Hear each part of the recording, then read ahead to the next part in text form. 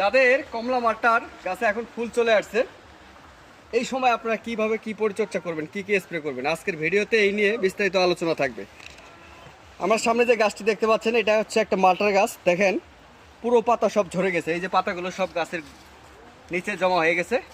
এখন ফুল আসতেছে, ফুলের সাথে নতুন পাতা বের হচ্ছে, দেখতে পাচ্ছেন। তো এই মুহূর্তে আপনারা কি স্প্রে করবেন?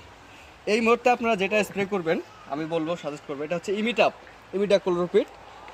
ইমিটাপ প্রতি লিটার পানিতে 1/2 ml, এবং এর সাথে আপনারা ছত্রাকনাশক ম্যানসার অথবা হচ্ছে কম্পেনিয়ন, যে কোনো দুইটার একটা লিটারে 2 গ্রাম, আর এটা হচ্ছে লিটারে 1/2 ml, দুইটা একত্রিত করে একসাথে করে আপনারা স্প্রে করে দেবেন।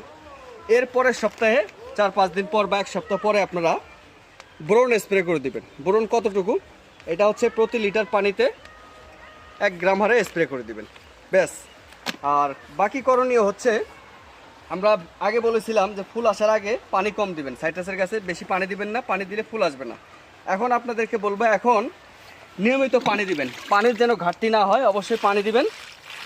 এবং বেশি পরিমাণে পানি দিবেন না, মানে এমন পরিমাণে পানি দিয়ে যেন জলাবদ্ধতার সৃষ্টি না হয়, এইভাবে পানি দিবেন না। পরিমিত মাত্রায় যতটুকু পানি প্রয়োজন, পানিটা ঠিক মতো দিবেন, ব্যাস। এখন আরেকটা বিষয় আপনাদেরকে বলি, এই যে দেখতে পাচ্ছেন ফুল ফুটে গেছে, একটা দুটো ফুল ফুটে গেছে, কোনো সমস্যা নেই।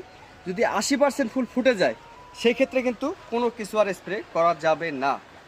চাইলে আপনারা ছত্রাকনাশকটা স্প্রে করতে পারেন, কিন্তু কোনো কীটনাশক স্প্রে করবেন না। তো আজকের ভিডিওটা খুবই গুরুত্বপূর্ণ ভিডিও। যারা ছাদ বাগানি, আমার সবুজ প্রেমী মাঠ বাগানি ভাইয়েরা, যাদের শখের কমলা মালটার গাছে ফুল চলে আসছে, অনেকেই চিন্তায় আছেন এই মুহূর্তে কী স্প্রে করব, কী স্প্রে করলে আমার গাছে ফুলগুলো ঝরবে না, ফুল ভালো থাকবে, তাদের জন্য আজকের ভিডিওটা।